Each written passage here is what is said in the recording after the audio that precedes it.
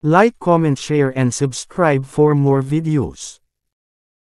Dito makikita natin sila Yuzio at ang kanyang kasama na naglalakbay patungo sa Biye Canyon at sa kanilang pagdating ay namamangha na lang ang panda sa kanyang nakita at napasabi na lang. Ang lugar na ito ay sobrang ganda. Ito ba ang Biye Canyon? At sinabi ni Yuzio na ikaw ang unang second order na transcendent na dumating dito. Sinabi ng panda kay Yuzio na ang laki ng mukha mo. At kanyang sinabi na pero hindi ako pumunta dito nang walang dala, nagdala ako ng maraming spirit stones bilang regalo. At sinabi ni Yuzio, fire spirit stones, saan mo makukuha ang mga ito?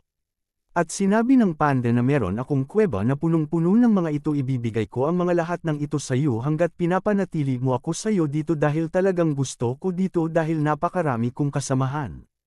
Sinabi ni Yuzio sa kanyang isipan na iibigay ang lahat sa akin, isang mapagbigay na regalo. Hindi nakakagulat na ang mga tao ang nagpalaki sa kanya. Ay alam niya kung paano magbigay ng mga regalo, talagang nakakabilib. At ibinigay ni Yuzio ang isang bar isles bilang kapalit sa kanyang mga regalo. Sinabi ng panda na marami akong bar isles noon pero ang isang ito ay mabango at ininom na nga ng Owanda ang laman ng bar isles nang may punanibik sa sobrang bilis ng kanyang pag-inom na parang uhaw na dismaya na ang golden monkey sa kanyang tabi. At nasabi na lang ng panda na napakasarap talaga at gustong-gusto ko ito. Hayop na kumakain ng bakal. Unang uri ng transcendent. Kakaibang kakayahan. Spirit Devourer, kayang kumonsumo ng iba't ibang mineral at pagandahin ang sarili sa pamamagitan ng espiritual na bato. Espesyal na kakayahan, kamatayan ng apoy, may walang hanggang apokaliptik na espiritual na enerhiya sa loob, ang init nito ay naglalabas ng nakakatakot na apoy. Napakalakas na lakas, may kakayahang durugan ang lahat, kahit na ang mga nakakatakot na bundok at baluti ng metal. Balat na lumalaban sa apoy, ang matagal na pagkonsumo ng mga bato ng espiritu ng apoy ay nagbibigay ng mas mataas na paglaban sa pag-atake ng apoy. Pagpapatigas, ang matagal na pagkonsumo ng mineral ay nagpapatigas sa katawan na bumubuo ng solidong baluti na parang bato, nagbibigay ng immunity sa karamihan ng mga pag-atake ng elemento ng lupa. Orb ng impyerno, ginagamit ang lakas ng apoy, nagiging naglalagablab na bola ng apoy na lalamon sa lahat. Pagkatapos tingnan ni Yuzio ang mga katangian nito, nasabi na lang niyang talagang nakakatakot ang mga katangian nito. Hindi lang ito nagtataglay ng kakayahang lumaban at depensahan ang sarili. Ang likas na talento na Spirit Devourer ay kamangha-mangha rin kung lalamunan nito ang 5 magkakaibang elemental spirit stones. Maaari itong magkaroon ng iba't ibang uri ng elemental resistance. Ang ganitong uri ng lakas ay dapat manatili dito sa tabi natin. At kanyang sinabi sa panda na simula nang mag-enjoy ka dito. At nais mong manatili simula. Mula ngayon tatawagan kang Alcohol Immortal, ang ika-9 na ranggo sa mga pinakamatinding halimaw. At sinabi ng Alcohol Immortal, bakit ang ika-9? Ito ba ang ika-9 na pinakakapangyarihan? Tama, ang ika-9 na antas ang pinakamataas. At sinabi ni Yuzio na nauunawaan mo ang mga inaasahan ko para sa iyo mula nang italaga ko ang ranggong ito sa iyo, hindi ba? At sinabi ni Alcohol Immortal na may iba pa ba, at iniga ni Golden Monkey ang bar isle sa kamay nito nang may naiinis na mukha at si Yuzio na nadidismaya na lang sa panda dahil mukha talaga itong walang gagawin maganda. At napunta naman tayo sa Supremo na konsiho ng Federasyon kung saan nanatili ang mga matataas na pinuno ng sangkatauhan. At nasabi na lang ng mga namumuno sa loob ng 2 araw isang alon ng espiritual na enerhiya ang lilipad sa buong mundo. Tinatayang maraming tao ang mamamatay ngayong taon. Sa pagkakataong ito ang kontinente ay masaksihan at dadaan sa malalim na pagbabago. Kailangan nating maging handa para sa madilim na panahon. Sa pagkakataong ito hindi lamang ang malalim na bundok at sinaunang kagubatan kundi maging ang mga lungsod ay makakaranas ng pagtaas ng espiritual na enerhiya. Ang layunin natin ay tiyakin na pagdating ng 2 alon, ang mga lungsod ay mananatiling walang pinsala at bumalik sa kanilang orihinal na estado. At sinabi ng nalalaki na ikalat ang balita tungkol sa pagdami ng espiritual na enerhiya. Gayon din ikalat ang mga paraan ng espiritual na ebolusyon na aming pinagsama-sama at gawin itong malawak na access. At tinanong ng isa, ang pinag-uusapan mo ba ay ang sinaunang pangkat mandirigma? Hindi pa tayo handa na kumilos. Ang mga matatandang immortal na iyon lubos nilang tinatamasa ang ebolusyon na dulot ng espiritual na enerhiya ngayon. Wala silang panahon para guluhin tayo. Ang mga hayop ng Biye Canyon. At ang espiritual na alon. Ano kaya ang kahihinatnan ng mundong ito? Ipinakita ang naglalakihang mga ugat ni Yuzio habang may lumabas na maliit na liwanag. At kanyang sinabi nagsimula nang lumabas ang espiritual na enerhiya, tinakpan ko ang butas na dati ng binutas ng misayo, ngunit bilang resulta pinabilis nito ang pagdating ng alon ng espiritual na enerhiya na maaaring hindi umabot ng 2 araw, bubuhos ito ngayong gabi at paparating na ang ikalawang alon ng espiritual na enerhiya. Ngunit maaari ko itong ilihis patungo sa kanyan.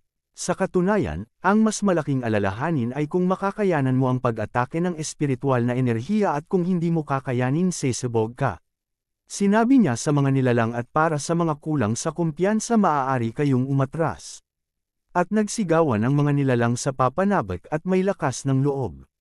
Dahil sa nakita ni Yuzio sa kumpiyansa na nakita niya sa kanyang mga bagong alagad ay kanya niyang sinimulan ang pagpapakalat ng enerhiya sa buong paligid at bigla na lang.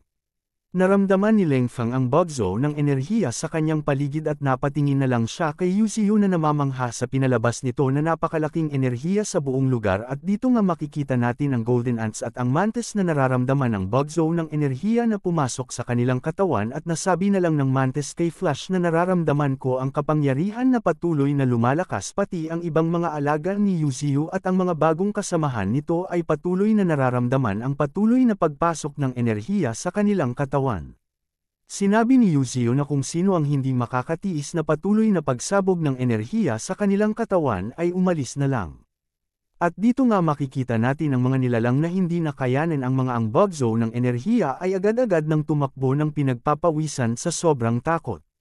Nasabi na lang ni Yuzio sa wakas ay meron ng nagtagumpay sa paglagpas ng antas, at dito nga nakita at Honey Badger napasigaw at ang White Tiger dahil sa kanilang pagtaas ng antas. White Tiger, Transcendent First Order. Transcendent First Order, sabi ni Yuzio, sa susunod na 48 oras mayroong patuloy na paglaki ng iyong mga kapangyarihan. Nakita din pati ang mga alagang ibon ni Yuzio ay nagsimula na rin umakyat ng antas. Makikita natin ang himpapawid na punong-puno ng naglalakihang nilalang sa himpapawid at sa kalupaan na tumatakbo patungo kung saan nasaan si Yuzio, at kanya na lang nasabi na narito na sa wakas ang mga umaaasa sa spiritual energy tide. Isang walang tigil na walang humpay beast tide ang dumarating. At bigla kong naalala noong ako ay isang puno lang.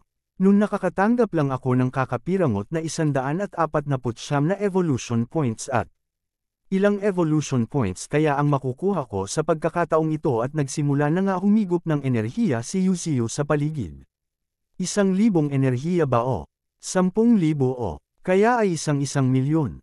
Dito nga makikita natin ang mga pinuno ng Federation at ang puwersa ng katauhan na nagmamadali at naalarma sa kanilang mga, at sinabi na may nakita silang malaking pagtaas ng spiritual power sa paligid ng Beiyu Canyon na pinakawalan ni Yuzio.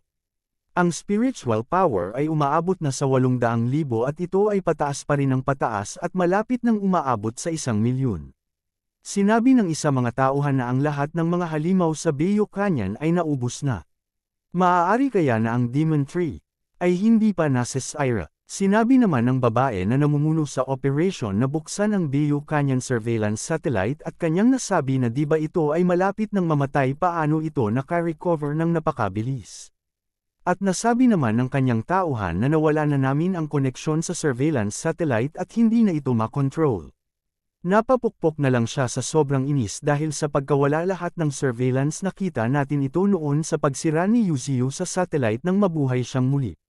Napasabi na lang siya sa kanayang isipan habang may galit sa kanyang mga mata nang may panlulumo sa 800,000 na spiritual power, at nasabi na biro ba ito? Paano tayo lalaban ngayon? Ang spiritual missile ay hindi lang nabigong patayin ito kundi ginawa pa itong mas malakas. Makikita na habang ngayon ay hindi pa rin tumitigil si Yuzio sa pagpapalabas ng napakalakas na enerhiya na umaabot na sa ilang kilometro, at dito nga ay nakatanggap si Yuzio ng napakalaking evolution point na umabot na 720,000 evolutionary points.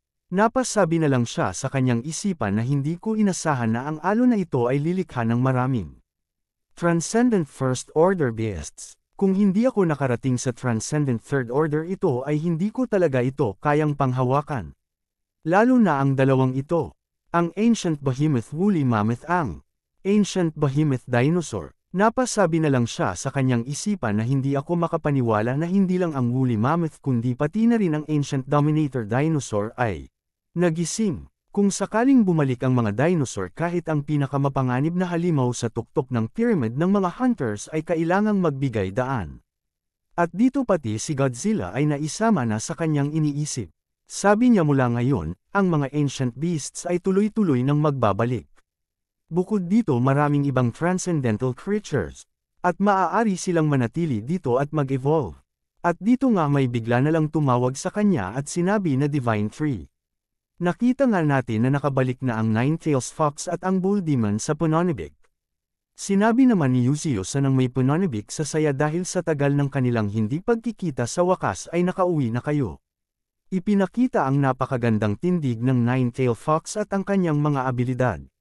Nine-Tailed Fox, Transcendent First Order, katutubong na kakayahan bawat ebolusyon ay magbibigay ng isang buntot at bawat buntot ay may nakakatakot na katutubo na lakas. Espesyal na kakayahan, nakakaakit na tingin ang nakakabighanang mata ay ang tuktok ng ganda sa mundo makakapagpalitaw ng iyong espiritual na kapangyarihan sa isang tiyak na lalim. Apoy na kuko. Ang mga kuko na binalot ng nagbabagang apoy ay nakakakulong ng nakakagulat na mga taas ng temperature, kaya nitong mapunit ang mga metal. Nagnininggas na balahibo ang balahibo na puno ng kinang na apoy, nagdudulot ng pagkasira sa pagkakaugnay paglakad sa apoy at lubhang pinapalakas ang bilis at maglalabas din ng malakas na pagsabog. At nasabi ni Yuzio na mukhang nadagdagan ka ng isang buntot. At agad naman itong sinagot ng oo. At ipinakita ng kanyang sistema ang kakayahan ng fox na bawat ebolusyon ay magbibigay ng isang buntot at bawat buntot ay may nakakatakot na katutubo na lakas na naiisip na lang niya na. Sa bawat pag-unlad isa pang buntot ang nadagdag kasama ng karagdagang katutubo na kakayahan. Lalo itong nagiging katulad ng maalamat na Nine-Tailed Fox. Maaari kaya na ang batang fox na ito ang tagapagmana ng sinaunang linya. At tinanong si Yuzio kung anong nangyari dito nagbago ang paligid. At kanya naman nasabi na mahabang kwento. At dito ipinakita ang napakalaking pagbabago simula noong umalis ang Nine-Tail at ang Bull at nasabi na lang ng Fox na. Mukhang mas takot pala sa atin ang mga tao kesa sa inakala natin.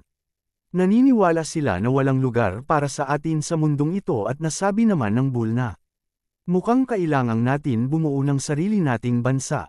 Sabi naman ni Yuzio ngayon na bumalik na kayo may dalawa akong karagdagang general sa aking puwersa. Isang araw na lang ang natitira, upang ipahayag ang ating pag-iral sa buong mundo. Patuloy pa rin ang pagsabog ng enerhiya na pinapalabas ni Yuzio, na magtatagal pa ng ilang araw para sa kanilang paghahanda. At unti-unting nang lumipas ang oras at pagkatapos ng malakas na putok ang buong mundo ay nabalot ng makinang na kulay, na nagpayanig sa bawat bahagi ng mundo sa pagyanig nito. Ipinakita ang mga bawat uri ng mga nilalang sa kani-kanilang uri at tirahan. Mga nilalang sa lupa, mga nahalaman, mga nilalang sa dagat, at ang lahat ay napatigil dahil sa spiritual tide, ay opisyal na sumabog, napasigaw na lang ang sangkatauhan dahil ang mga tao na hindi makakatagal sa alon na pagsabog ng napakalakas na enerhiya. Sila ay madudurog sa mga maliliit at maglalaho sa hangin at ang mga nakaligtas ay magkakaroon pa ng mas malaking lakas. Higit pa rito ang mga makulay na spiritual energy na nagmumula sa malalalim na bundok at lumang kagubatan ay mas sagana at mas mahusay. At ang Beyo kanya ng una na nakaranas sa lahat ng ito. Higit pa rito sa presensya ni Yuzio sa Beyo Canyon lalo pang labis na nagpapakakonsentra ang spiritual power sa lugar. Lahat ng nilalang sa canyon ay sumisipsip sa paglaki ng spiritual power na ito. At para sa ibang halimaw sa mundo na hindi makakatagal sa konsentra ng alon na ito. Ang hangarin para sa kaligtasan ay nagpapatakbo sa kanila sa mga lugar kung saan manipis ang spiritual power. Ang kanilang hangarin para sa kaligtasan ay nagpapatakbo sa kanila sa mga lugar kung saan kulang ang spiritual power. Lumipat naman tayo kung saang hangganan papunta sa lungsod ng Bark na inaatake ng mga nilalang at nasabi na lang na panatilihin ang mga nilalang sa lupa. At hindi sila papayagan na makapasok sa lungsod na kailangan silang ubusin lahat. At hindi na nga kinaya ng mga sundalo sa pangunahing depensa ng sangkatauhan dahil sa laki ng mga halimaw na sa isang apak lang nito ay nadurog ang at nawasak ang kanila depensa dahil sa sobrang lakas ng ancient behemoth unti-unti na nga nasira at namatay ang mga sundalo sa pangunahing depensa sa pag-atake ng mga halimaw kasama ang mga wolf ni Yuzio. Lungsod ng Ghazi na mistulang naging ghost town at lungsod ng Bangor na inatake ng naglalakihang mga bubuyog at napakalaking hukbo ng halimaw sa kalupaan. At may napansin ang malaking gorilla sa kalangitan na napakaliwanag at dito nga makikita natin ang isang nuclear na nakita na rin noon ng atakihin ng Federation ang totoo katawan ni Yuzio at unti-unti nang tumama ang nuclear kung saan nandito ang mga halimaw sa lungsod ng Yasuo at matagumpay na nawala ang 80% ng mga halimaw na mutant. At nasabi na lang ng babae na bukod sa lungsod ng Yasuo, 5 pang lungsod ang kasalukuyang inaatake. Ano ang gagawin natin? At ipagpapatuloy ba natin ang paghulog ng mga sandatang nuclear? At napunta naman tayo kung saan Beyo Canyon ng China Federation. At nagulat na lang ang lalaking naglalakbay sa kagubatan na Beyo Canyon sa kanyang mga nakita na isang maitim na isang napakalaking puno na nagliliwanag at ito si Yuzio ang ating bida. Like, comment, share and subscribe for more videos.